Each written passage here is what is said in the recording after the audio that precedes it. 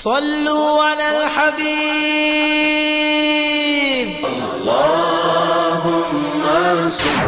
حضور صلی اللہ علیہ وسلم کو تو یقین تھا نا کہ میں اللہ کا نبی ہوں، میرا سٹیٹس کیا ہے۔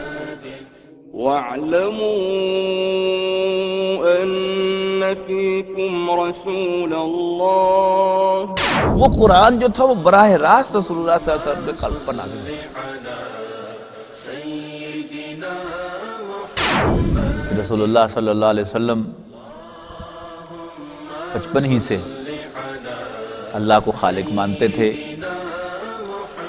اور عبادت کے لائق مانتے تھے، اور اس کی عبادت میں کسی اور کو شریک نہیں کرتے۔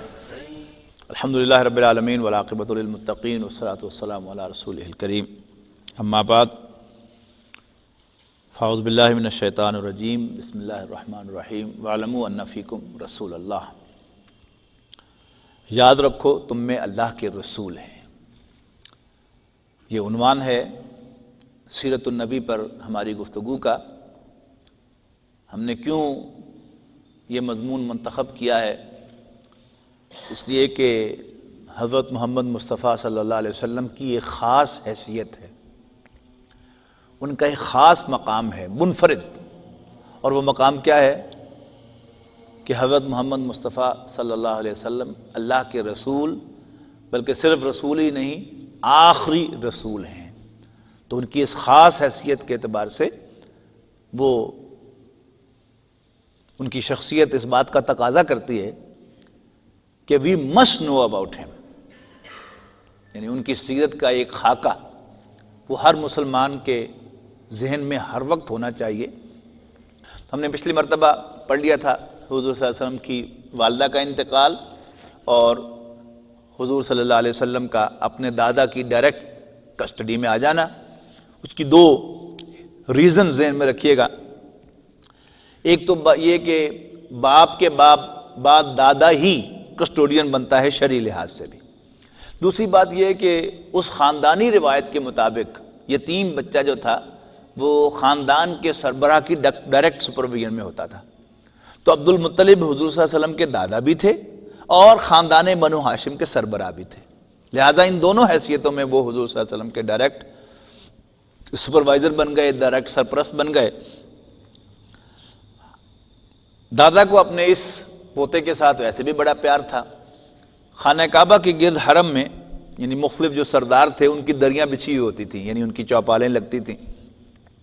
عبد المطلب کی دری جو ہے جو بچتی تھی تو اس میں تکیہ لگا کر ابو عبد المطلب بیٹھتے تھے اور ان کے بیٹے پوتے وہ سامنے کھیل رہے ہوتے تھے، لیکن کوئی ان کی دری کے اوپر جو ہے یعنی اس کارپیٹ پر نہیں چڑھتا تھا سوائے محمد کے صلی اللہ علیہ وسلم۔ یعنی یہ جو پوتا تھا یہ کبھی بھاگ کر کھیلتے کھیلتے اس کارپیٹ پر چڑھ جاتا تو باقی جو ان کے چچا اور کزنز تھے وہ نیچے اتارتے ہیں، دادا کی دری ہے۔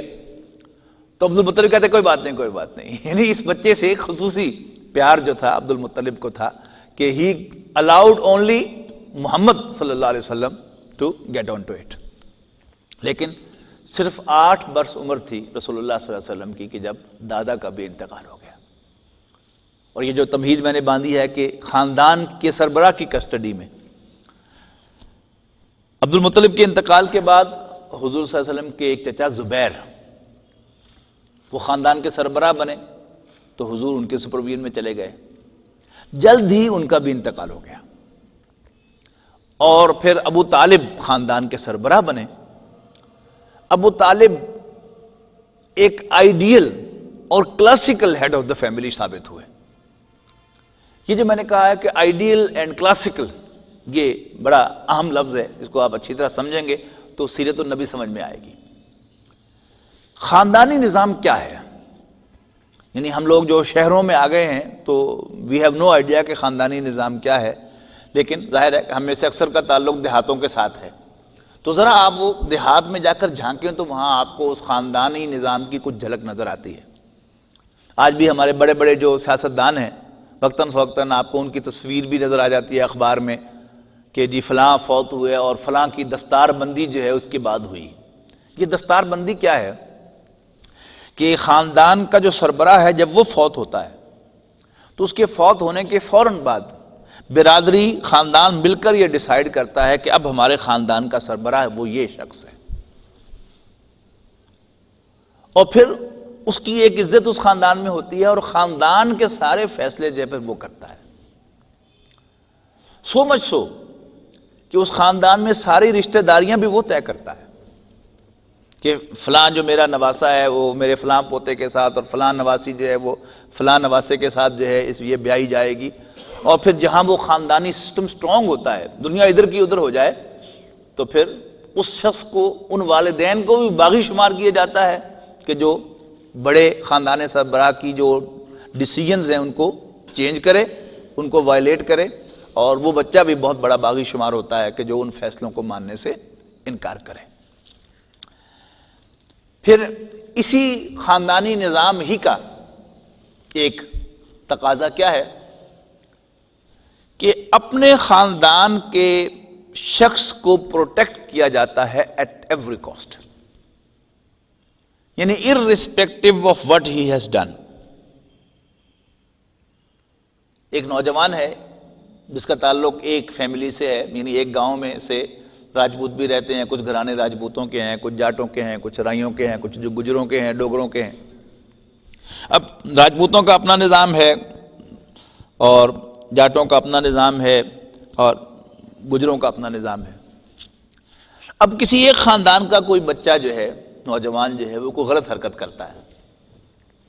اب خاندان کے اندر تو بے شک اس کو جوتے بھی مار لیں، لیکن خاندان سے باہر جو ہے وہ پورا کا پورا خاندان اس کو پروٹیکٹ کرے گا.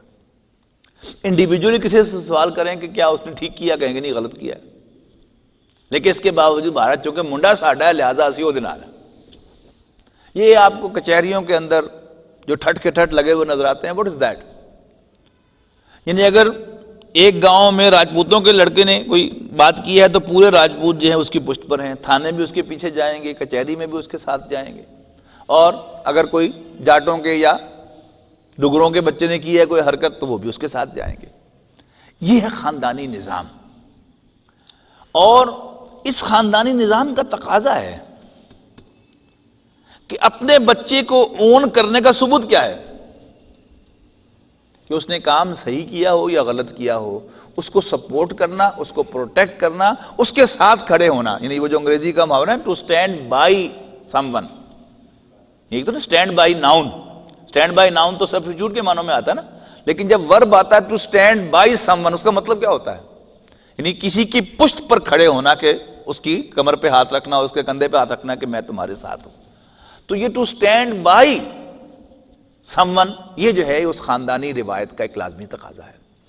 ابو طالب کے بارے میں عرض کر رہا تھا کہ ابو طالب prove to be an ideal and classical head of the family. رسول اللہ صلی اللہ علیہ وسلم نے قریش کا جو مجموعی کانسیپٹ تھا اس کے خلاف ایک بات کہی. گویا انہوں نے قریش کی ٹریڈیشن سے بغاوت کی.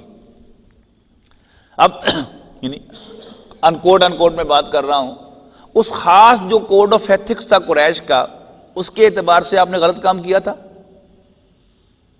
سارے قریش اس کو اپوز کر رہے تھے، لیکن ابو طالب یہ تو کوشش کرتے رہے کہ رسول اللہ صلی اللہ علیہ وسلم کسی طرح مان جائیں.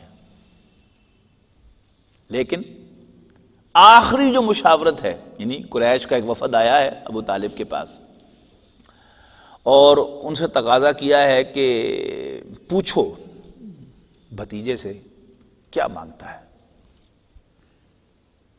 اگرچہ ہماری ٹریڈیشن کے خلاف ہے، لیکن اگر بادشاہ بننا چاہتا ہے تو ہم اس کو بادشاہ بھی بنا دیتے ہیں. مال و دولت چاہتا ہے تو بولے کیا مانگتا ہے. اور تیسری چیز، کسی عورت سے شادی کرنا چاہتا ہے تو اشارہ کرے، ہم وہ کروانے کو تیار ہیں، لیکن اسے کہو کہ اس کام سے باز آ جائے.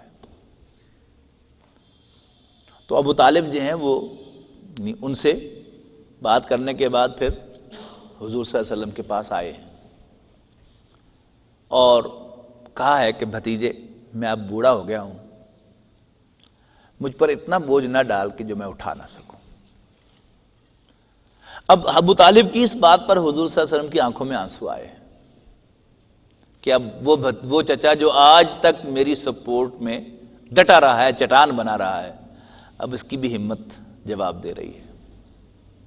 تو اس کے جواب میں پھر حضور صلی اللہ علیہ وسلم نے وہ فرمایا نا، وہ جملہ آپ کو شاید کانوں میں ہوگا محفوظ کہیں ذہن کے اندر، کہ یہ کیا پیشکش مجھے کر رہے ہیں بادشاہی کی اور دولت کی اور عورت کی، یہ میرے ایک ہاتھ پر لا کر سورج رکھ دیں اور ایک ہاتھ پہ لا کے چاند رکھ دیں، تب بھی میں اس مشن کو چھوڑنے والا نہیں۔ Tell them. باقی اگر آپ بھی میرا ساتھ چھوڑتے ہیں تو ٹھیک ہے۔ تو ابو طالب نے پھر وہ غیرت کا ثبوت دیا ہے، اور وہی classical head of the family ہونے کا ثبوت دیا ہے کہ پھر جا کر جو قریش کو جواب دیا ہے، قریش کے سرداروں کو، وہ کیا تھا؟ نہیں، انہوں نے کہا تھا نا کہ یا یہ پیشکش اسے کرو محمد کو صلی اللہ علیہ وسلم، یہ قبول کر لے اور پیچھے ہٹ جائے، یا پھر کم سے کم تم اس کا ساتھ چھوڑ دو۔ تو حضور صلی اللہ علیہ وسلم نہیں مانے، تو ابو طالب نے جا کر ان کو جواب دیا ہے کہ نہیں، وہ بھی نہیں مانتا اور میں بھی اس کا ساتھ چھوڑنے کو تیار نہیں ہوں۔ مطلب کیا تھا؟ یعنی ساتھ چھوڑنے کا مطلب کیا تھا کہ ایز این انڈیویجول نہیں، بنو ہاشم کے سردار ہونے کی حیثیت سے تم اسے ڈس اون کر دو کہ یہ ہمارا آدمی نہیں ہے، یعنی اس کو اپنے خاندان سے نکال دو۔ تو ابو طالب نے فائنلی بھی ریفیوز کر دیا کہ نہ محمد مانتے ہیں صلی اللہ علیہ وسلم تمہاری پیشکش کو، اور نہ میں تمہاری بات ماننے کو تیار ہوں کہ میں اسے ڈس اون کر دوں، لہذا میں اس کے ساتھ ہوں۔ تو یہ ہے classical head of the family. تو قرآن مجید نے سورۃ والضحیٰ میں وہ جو کہا نا کہ الم یجدک یتیما فآویٰ، تو کیا اللہ نے آپ کو یتیم نہیں پایا؟ فآویٰ کے پناہ دے دی۔ اب وہ پناہ کا ایک پورا سلسلہ ہے، اللہ تعالیٰ نے کیسے کیسے حضور صلی اللہ علیہ وسلم کو پروٹیکٹ کیا ہے۔ اس میں پہلا سٹیپ کیا تھا کہ اگرچہ باپ نہیں تھا، لیکن دادا کے دل میں غیر معمولی محبت پیدا کر کے حضور صلی اللہ علیہ وسلم کو، یعنی بچپن میں پروان چڑھنے کے لیے وہ فیلنگ نہیں ہونے دی کہ میں یتیم ہوں۔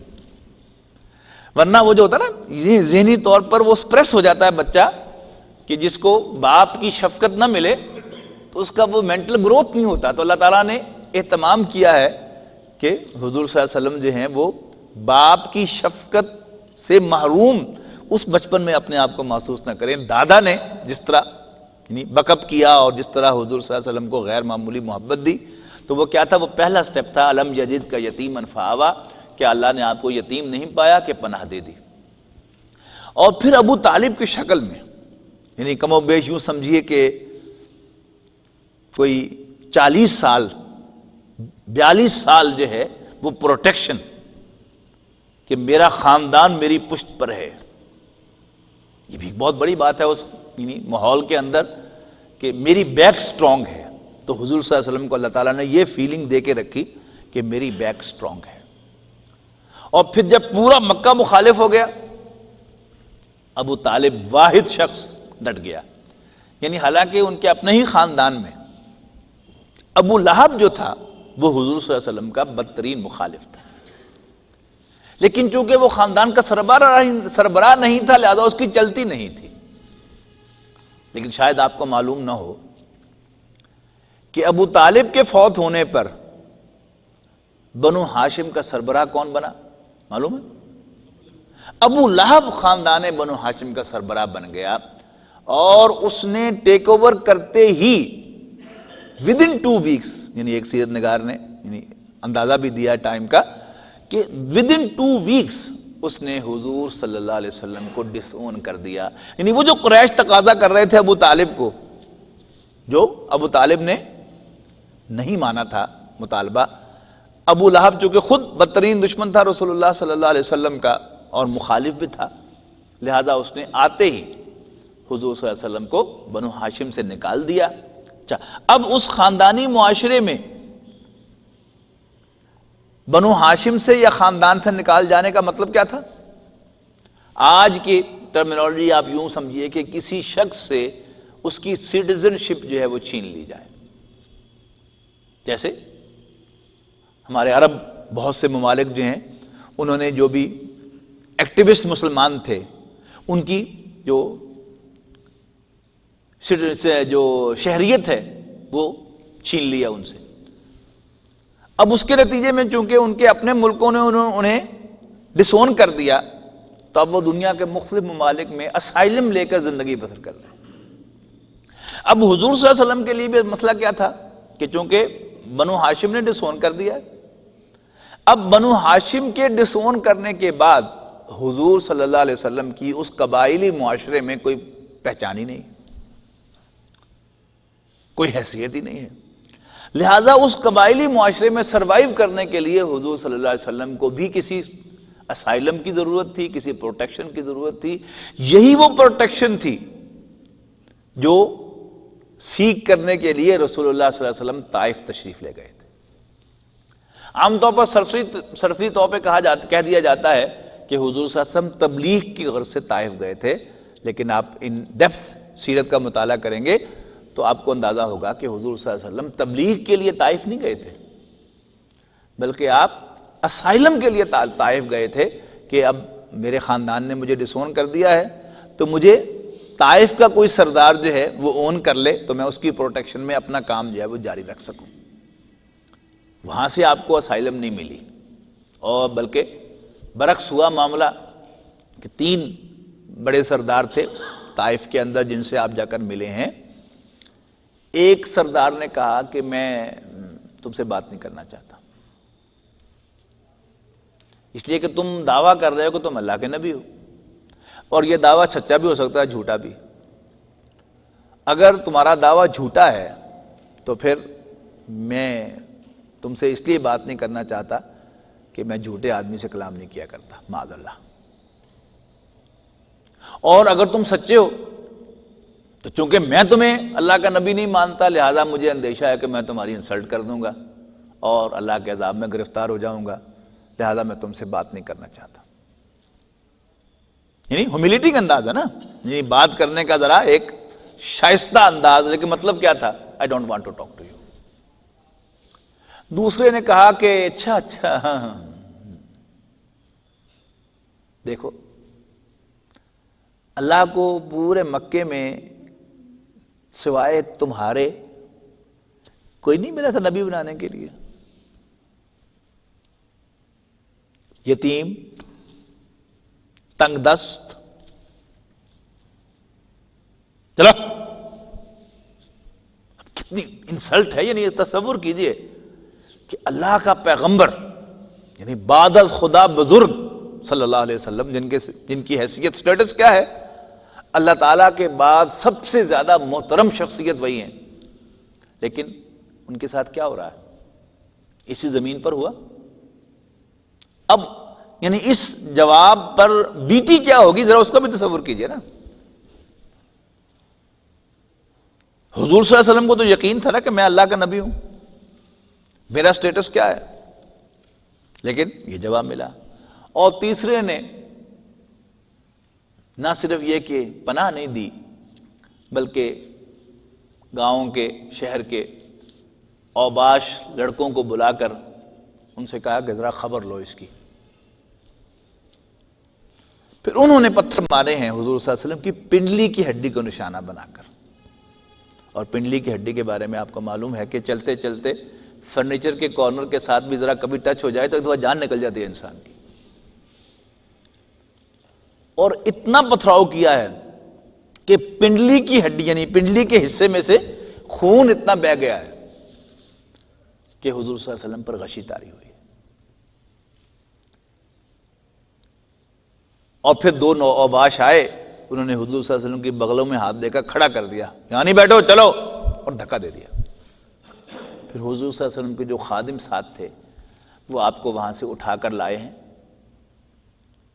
اور جب انہوں نے جوتے اتارنے کی کوشش کی ہے تو خون مبارک جو تھا آپ کے نالان مبارک کے جوتوں مبارک کے درمیان جو ہے وہ جمع ہوا تھا، مشکل سے کھینچ کر انہوں نے اتارے. اور پھر جب آپ کو ہوش آیا ہے صلی اللہ علیہ وسلم تو بڑی عجیب مناجات ہے، یعنی آپ سیرت کی کتابوں میں مناجات پڑھیں تو کانپ جاتا ہے انسان پڑھ کے، میں آپ کو سنا ہی دوں وہ۔ اللہم الیک اشکو ضعف قوتی وقلت حیلتی وہوانی علی الناس، اے اللہ میں تجھ سے اپنی کمزوری اور بے بسی اور لوگوں کے حوالے کیے جانے کا شکوہ کرتا ہوں۔ یعنی تو نے مجھے اتنا بڑا مشن سونپ دیا لیکن مجھے اکارڈنگلی قوت نہیں دی،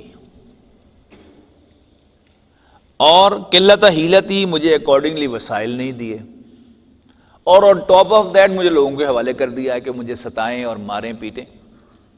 اس لیے کہ حضور صلی اللہ علیہ وسلم سے بڑھ کر کسے اور یقین ہو سکتا تھا کہ میرے ساتھ جو کچھ بیت رہی ہے یہ اللہ کی اجازت سے ہو رہا ہے۔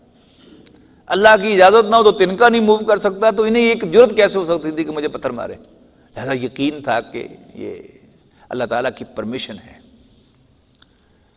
اور پھر فرمایا اے ارحم الراحمین، تو کمزوروں کا رب ہے اور تو ہی میرا بھی رب ہے، تو نے مجھے کس کے حوالے کر دیا ہے؟ کیا کسی بیگانے کے جو میرے ساتھ بڑی تندی سے پیش آئے، یا کسی دشمن کے جس کو تو نے میرے معاملے کا مالک بنا دیا؟ اب چونکہ یہ اللہ کے پیغمبر ہے نا، میں اور آپ ہوتے تو بس شکوہ ہی کرتے رہ جاتے، فوراً یعنی زبان پر الفاظ آئے then he turns around، اور کیا فرمایا؟ ان لم یکن علی غضبک فلا ابالی۔ اب جو کچھ ہو رہا ہے دو میں سے ایک ہے، یا تو یہ میرا امتحان ہے، یعنی اگر امتحان ہے تو مجھے ثابت قدم رکھ، ہاں ایک امکان یہ بھی ہے، اب ہمارا تو ایمان ہے کہ حضور صلی اللہ علیہ وسلم سے اللہ تعالیٰ کبھی غضبناک نہیں ہو سکتا، اللہ کے پیغمبر ہیں، لیکن جو اللہ کا نیک بندہ ہوتا ہے اسے ہمیشہ یہ خطرہ ہوتا ہے کہ یہ کہیں میری ہی کوتاہی ہے جس کی وجہ سے ایسا ہو رہا ہے، تو لہذا فرمایا ان لم یکن علی غضبک فلا ابالی، اے اللہ اگر یہ سب کچھ تیرے غضب کے نتیجے میں نہیں ہو رہا تو پھر مجھے کوئی پرواہ نہیں ہے۔ یہ ہے بندگی، اگر تو راضی ہے، خوش ہو کر مجھے مروا رہا ہے تو پھر میں بھی خوش ہوں۔ ہاں پریشانی ہے تو مجھے اس بات کی کہیں تم اس سے ناراض تو نہیں ہو گیا، لیکن تیری عافیت میرے لیے زیادہ کشادہ ہے، میں تیرے چہرے کے اس نور کی پناہ چاہتا ہوں جس سے تاریکیاں روشن ہو جاتی ہیں اور جس پر دنیا اور آخرت کے معاملات درست ہوتے ہیں، تو مجھ پر اپنا غضب نازل، اس چیز سے تیری پناہ مانگتا ہوں کہ تو مجھ پر اپنا غضب نازل کرے، یا تیرا عتاب مجھ پر وارد ہو، تیری رضا ہی کا میں طالب ہوں یہاں تک کہ تو خوش ہو جائے، اور تیرے بغیر کوئی اور زور اور طاقت نہیں ہے۔ اچھا، اب مکے میں پھر وہی کیفیت ہے کہ مکے کے لوگ تو تلے ہوئے تھے، صرف پروٹیکشن کس کی تھی؟ ابو طالب کی۔ اب انہیں بھی معلوم ہے کہ ابو لہب نے خاندان بنو ہاشم سے اس کو نکال دیا ہے، لہذا بنو ہاشم کی پروٹیکشن اسے حاصل نہیں ہے، لہذا رسول اللہ صلی اللہ علیہ وسلم مکہ مکرمہ میں داخل نہیں ہو سکتے۔ مکہ مکرمہ میں ایک شخص مطعم بن عدی تھا، اس کا نام تھا، ایک اور خاندان سے اس کا تعلق تھا، لیکن تھا وہ شریف النفس انسان، تھا وہ مشرک ہی، اس لیے کہ جو مسلمان ہو چکے تھے تو ویسے ہی وہ تو کنڈیم ہو چکے تھے اس معاشرے میں، لہذا کسی مسلمان کے لیے پروٹیکٹ کرنا ممکن نہیں تھا، لہذا آپ نے مطعم بن عدی کو پیغام بھیجا کہ تم مجھے پروٹیکشن دو، اس نے کہا کہ ٹھیک ہے میں تمہیں پروٹیکٹ کرتا ہوں، آ جاؤ۔ رسول اللہ صلی اللہ علیہ وسلم نے پھر پیغام بھیجا کہ نہیں فارملی، تو پھر اپنے 6 بیٹوں کو مسلح کر کے وہ لایا ہے اور ان کے گھیرے میں حضور صلی اللہ علیہ وسلم کو لے کر وہ مکہ مکرمہ میں داخل ہوا ہے۔ یہ ایک فارمل اعلان تھا کہ آج سے یہ شخص میری پروٹیکشن میں ہے۔ پھر وہ حرم میں گیا ہے اور اس نے جا کر اعلان کیا ہے کہ میں نے محمد کو پناہ دے دی ہے۔ ابو جہل نے اس سے کہا کہ تم نے اچھا نہیں کیا، لیکن since we have done it، لہذا وہ جو خاندانی روایت تھی، قبائلی روایت تھی، اس کے مطابق ہم اسے اون کریں گے۔ تو یہ بھی بڑا ٹرننگ پوائنٹ ہے حضور صلی اللہ علیہ وسلم کی سیرت کا۔ الم یجد کا یتیمن فآوا، کیا اللہ نے آپ کو یتیم نہیں پایا تھا کہ آپ کو پناہ دے دی؟ اب یہ کون سا سال ہے؟ کیلنڈر میں اس کو ذہن میں رکھیے گا، یہ نبوت کا 10واں سال ہے۔ اسی سال ابو طالب کا بھی انتقال ہوا اور حضرت خدیجہ کا بھی انتقال ہوا، وہ تفصیل سے ہم بعد میں پڑھیں گے، لیکن اب اس فی الحال صرف پروٹیکشن کو آگے چلائیے۔ پھر اسی سال جب حج کا موسم آیا ہے، سن 10 نبوی کا حج، تو اس میں رسول اللہ صلی اللہ علیہ وسلم کی ملاقات ہوئی یثرب سے، مدینے سے آئے ہوئے 5 افراد سے۔ آپ نے تعارف کروایا، وہ ایمان لے آئے، واپس گئے، اگلے سال 12 افراد آئے، وہ جاتے ہوئے ایک معلم ساتھ لے گئے، اور پھر 75 افراد آئے، بیعت عقبہ ثانیہ ہوئی۔ انہوں نے اب رسول اللہ صلی اللہ علیہ وسلم کے سامنے اپنی طرف سے اسائلم پروٹیکشن ایکسٹینڈ کی، یعنی ایز ٹرائبس، اوس اور خزرج دونوں قبیلوں نے، ایز انڈیویجول نہیں۔ مطعم بن عدی کی جو پروٹیکشن تھی وہ انڈیویجول تھی، لیکن اب جو پروٹیکشن حضور صلی اللہ علیہ وسلم کو آفر کی گئی وہ کیا تھی؟ 2 بڑے قبیلوں کی پروٹیکشن تھی، اوس اور خزرج کی، جسے رسول اللہ صلی اللہ علیہ وسلم نے قبول فرمایا، اور اس پروٹیکشن میں نبی اکرم صلی اللہ علیہ وسلم نے مدینہ منورہ ہجرت فرمائی۔ تو یہ گویا شرح ہے، مینیفیسٹیشن ہے اس آیہ مبارکہ کی، الم یجد کا یتیمن فآویٰ۔ تو انشاءاللہ اس پر گفتگو اگلی نشستوں میں جاری رہے گی۔ اقول قولی ھذا واستغفر اللہ لی ولکم ولسائر المسلمین والمسلمات۔ صلوا على الحبيب اللهم صل على سيدنا محمد اللهم صل على سيدنا